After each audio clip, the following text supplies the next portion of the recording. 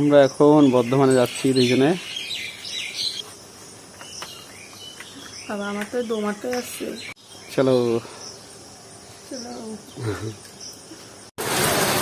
আমরা বক্তব্যে এসে বলে গেছি বৃষ্টিতে, সেই পরিমাণে বৃষ্টি হচ্ছে। দেখো আজকে মনে হচ্ছে আর পৌঁছতে পারবো না। দেখো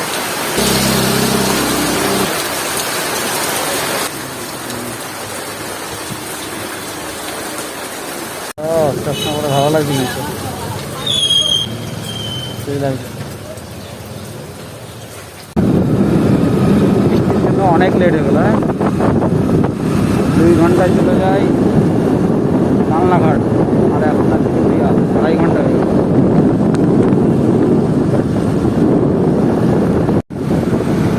ভালো না রাস্তাটা? রাস্তাটা ভালো না?